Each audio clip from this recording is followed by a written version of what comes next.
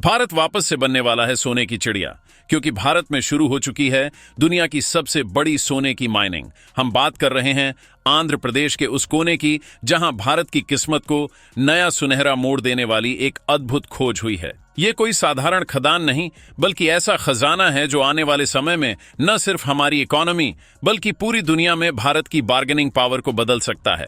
नाम है जोनागिरी gold project, और यहां जो चमक रही है वह सिर्फ सोने की नहीं बल्कि भारत के उज्जवल भविष्य की है। भारत और सोने का रिश्ता कोई नया नहीं है। हजारों साल पहले से यह धरती सोने की चिड़िया कहलाती रही है। आज जब आंध्र प्रदेश की मिट्टी से नया सोना निकल रहा है तो कहीं ना कहीं यह उसी गौरवशाली परंपरा का मॉडर्न रिवाइवल है। फर्क बस इतना है कि इस बार यह सोना विदेशी लुटेरों के लिए नहीं बल्कि भारत की जनता और हमारी इकोनॉमी को मजबूत बनाने के लिए निकाला जा रहा है। अब अगर सोने के मॉडर्न इंपॉर्टेंस की बात करें तो यह सिर्फ गहनों की सजावट तक सीमित नहीं है। इंडिया दुनिया का सबसे बड़ा गोल्ड कंज्यूमर है।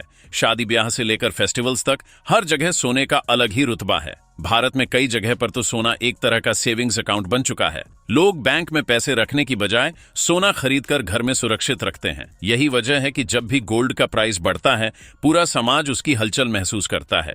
जोनागिरी जैसा प्रोजेक्ट इस इक्वेशन को पूरी तरह बदल सकता है। यहां से जब घरेलू उत्पादन बढ़ेगा तो ज्वेलरी इंडस्ट्री को स्टेबल सप्लाई मिलेगी। इसका सीधा असर गोल्ड प्राइसेस पर पड़ेगा और आम जनता को राहत मिलेगी। भारत की ज्वेलरी इंडस्ट्री में आज करीब 40 लाख से ज्यादा लोग काम करते हैं। अगर डोमेस्टिक माइनिंग मजबूत होगी तो इस विशाल सेक्टर को और ताकत मिलेगी। निवेशकों की नजर से देखें तो सोना हमेशा से सबसे सेफ इन्वेस्टमेंट माना जाता है। शेयर बाजार गिर सकता है, रियल एस्टेट में मंदी आ सकती है, लेकिन सोना हर संकट में बचाव का जरिया बना रहता है। यही वजह है कि जियोपॉलिटिकल टेंशन हो या इकोनॉमिक स्लोडाउन, सोने की कीमतें तुरंत असर दिखाती हैं। अगर भारत लगातार प्रोडक्शन बढ़ाता है तो सिर्फ डोमेस्टिक मार्केट ही नहीं, ग्लोबल गोल्ड मार्केट पर भी इसका असर होगा। अमेरिका और यूरोप के बड़े निवेशक अब यह सोचने पर मजबूर होंगे कि एशिया में सिर्फ चीन ही नहीं बल्कि भारत भी एक बड़ा प्रोड्यूसर बनकर उभर रहा है। इससे भारत की इंटरनेशनल बार्गेनिंग पावर और मजबूत होगी। अब जरा उस जगह पर नजर डालते हैं जहां यह सुनहरी क्रांति शुरू हो रही है। आंध्र प्रदेश के कर्नूल जिले का यह इलाका अभी तक अपेक्षाकृत पिछड़ा माना जाता था। यहाँ की इकोनॉमी मुख्य रूप से खेती-बाड़ी और छोटे मोटे धंधों पर टिकी हुई थी, लेकिन अब इस माइनिंग प्रोजेक्ट से यहाँ बड़ा बदलाव देखने को मिलेगा। खदान से जुड़े कामगारों, इंजीनियरों और मैनेजमेंट स्टाफ के लिए नए रोजगार खुलेंगे। खान के आसपास सड़कों, बिजली और पानी की सुविधाओं में सुधार होगा। छोटे दुकानदार, ट्रांसपोर्टर्स और सर्विस प्रोवाइडर्स को भी इसका सीधा फायदा मिलेगा। यह बदलाव सिर्फ आर्थिक नहीं बल्कि सामाजिक भी होगा, क्योंकि डेवलपमेंट के साथ शिक्षा और स्वास्थ्य जैसी सुविधाएं भी तेजी से बढ़ेंगी।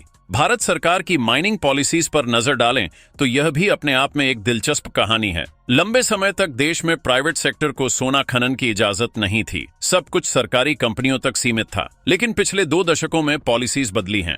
अब सरकार चाहती है कि प्राइवेट कंपनियां भी निवेश करें, मॉडर्न टेक्नोलॉजी लाएं और अंतर्राष्ट्रीय पार्टनरशिप्स के जरिए भारत को आत्मनिर्भर बनाएं। इसी बदलती सोच का नतीजा है कि डेक्कन गोल्ड माइंस जैसी कंपनियां रिसर्च से लेकर प्रोडक्शन तक का सफर तय कर पाईं। यह दिखाता है कि भारत अब रिसोर्स मैनेजमेंट में भी ग्लोबल स्टैंडर्ड्स को अपना रहा है। यहाँ एक और बड़ा पहलू जुड़ा है। भारत में सिर्फ गोल्ड ही नहीं बल्कि लिथियम, कोबाल्ट और रेयर अर्थ मेटल्स की भी भारी डिमांड है। इलेक्ट्रिक व्हीकल्स और ग्रीन एनर्जी के लिए ये धातुएं फ्यूचर की लाइफलाइन हैं। हाल ही में जम्मू कश्मीर में लिथियम का बड़ा भंडार मिला था, जिसने दुनिया का ध्यान भारत की ओर खींचा। जोनागिरी प्रोजेक्ट उसी सिलसिले की एक और कड़ी है, जो यह साबित करता है कि इंडिया आने वाले समय में सिर्फ कंज्यूमर नहीं बल्कि प्रोड्यूसर भी बनेगा। यही कारण है कि अमेरिका और यूरोप भारत को अपने नेचुरल रिसोर्सेज के पार्टनर के रूप में देखना चाहते हैं, जबकि चीन इससे परेशान है क्योंकि अभी तक ग्लोबल मिनरल सप्लाई चेन में उसका दबदबा रहा है। अब सोचिए, अगर भारत ऐसे प्रोजेक्ट्स लगातार लाता रहा तो हमारी इकोनॉमी पर क्या असर होगा। सबसे पहले तो फॉरेन करेंसी की बचत होगी। अभी भारत दुनिया का सबसे बड़ा गोल्ड इंपोर्टर है। अगर डोमेस्टिक प्रोडक्शन बढ़ता है तो इंपोर्ट बिल घटेगा और रुपए की इंटरनेशनल क्रेडिबिलिटी मजबूत होगी। आने वाले सालों में यह भी संभव है कि भारत गोल्ड का नेट एक्सपोर्टर बन जाए। IMF और वर्ल्ड बैंक पहले ही भारत को दुनिया की सबसे तेजी से बढ़ती इकोनॉमी बता चुके हैं। ऐसे में गोल्ड माइनिंग से जुड़ा हर कदम भारत की GDP ग्रोथ को और स्पीड देगा। यह हमें दुनिया की बड़ी अर्थव्यवस्थाओं जैसे जर्मनी, जापान और ब्रिटेन को पीछे छोड़ने में मदद करेगा। इसका असर सिर्फ इकोनॉमी तक सीमित नहीं रहेगा ग्लोबल पॉलिटिक्स में भी भारत का कद बढ़ेगा। अमेरिका, जो अब तक भारत को सिर्फ एक बड़ा मार्केट मानता था, उसे अब भारत की प्रोडक्शन पावर भी दिखेगी। चीन के लिए यह एक सीधी चुनौती होगी, क्योंकि एशिया में लीडरशिप की उसकी दावेदारी भारत की नई उपलब्धियों से कमजोर हो सकती है। पाकिस्तान तो पहले से ही भारत की बढ़ती ताकत से परेशान है और इस सोने की खोज ने उसकी बेचैनी और बढ़ा दी है। वहीं रूस और इजराइल जैसे दोस्त देशों के लिए यह अच्छी खबर है। रूस के पास माइनिंग टेक्नोलॉजी और अनुभव है, जिसे भारत के साथ साझा करके वह अपने रिश्ते और मजबूत कर सकता है। इजराइल हाईटेक इक्विपमेंट और रिसर्च में सहयोग देकर भारत की मदद कर सकता है।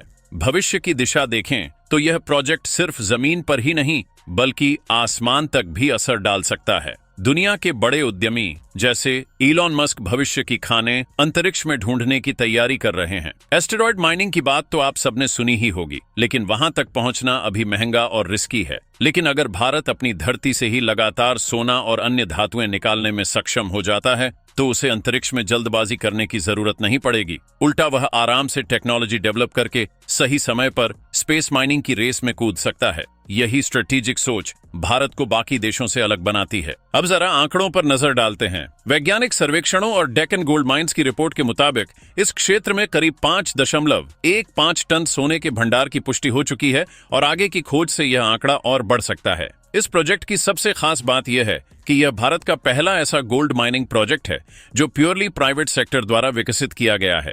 यह साफ दिखाता है कि भारत अब सिर्फ सरकारी प्रयासों पर निर्भर नहीं, बल्कि टेक्नोलॉजी, इन्वेस्टमेंट और इनोवेशन के जरिए आत्मनिर्भरता की ओर तेजी से बढ़ रहा है। दोस्तों, जोनागिरी से निकलने वाला यह सोना सिर्फ एक मिनरल रिसोर्स नहीं बल्कि संभावनाओं का खजाना है। यह हमें याद दिलाता है कि असली ताकत सिर्फ इंपोर्ट और कंजम्पशन में नहीं बल्कि प्रोडक्शन और सेल्फ रिलायंस में है। कभी जिस देश को सोने की चिड़िया कहा जाता था, वही देश आज मॉडर्न टेक्नोलॉजी और प्राइवेट पार्टिसिपेशन के साथ एक बार फिर से सोने का उत्पादन बढ़ाने की ओर बढ़ रहा है। आने वाले सालों में जब यह प्रोजेक्ट पूरी तरह ऑपरेशनल होगा, तब इसका फायदा सिर्फ इकोनॉमी तक सीमित नहीं रहेगा। नई रोड्स, बेहतर इंफ्रास्ट्रक्चर, स्किल्ड जॉब्स, एजुकेशन और हेल्थ केयर जैसी सुविधाएं भी तेजी से बढ़ेंगी। यह सिर्फ एक खदान की कहानी नहीं बल्कि पूरे भारत के आत्मनिर्भर भारत मिशन की कहानी है। जोनागिरी की यह यात्रा सिर्फ सोने की नहीं बल्कि भारत की नई आर्थिक और तकनीकी क्रांति की कहानी है। जब कोई देश अपने खजाने को खोजने और उपयोग करने में सक्षम होता है, तो उसकी जीडीपी ही नहीं बढ़ती बल्कि उसकी ताकत पूरी दुनिया को नजर आती है। आने वाले वक्त में जब दुनिया भारत को सिर्फ एक मार्केट नहीं बल्कि एक ग्लोबल रिसोर्स लीडर के रूप में देखेगी, तब यह खदान उस बदलाव की नींव मानी जाएगी। वैसे आपका क्या मानना है? क्या ये खोज आने वाले समय में भारत को नई ऊंचाइयों तक लेकर जाएगी? कमेंट सेक्शन में अपने विचार जरूर साझा करें। वीडियो पसंद आई हो तो इस वीडियो को लाइक करें और ऐसी ही और अपडेट्स और वीडियोस के लिए हमारे चैनल को सब्सक्राइब करके बेल नोटिफिकेशन को ऑल पर सेट कर लें। जय हिंद, जय भारत।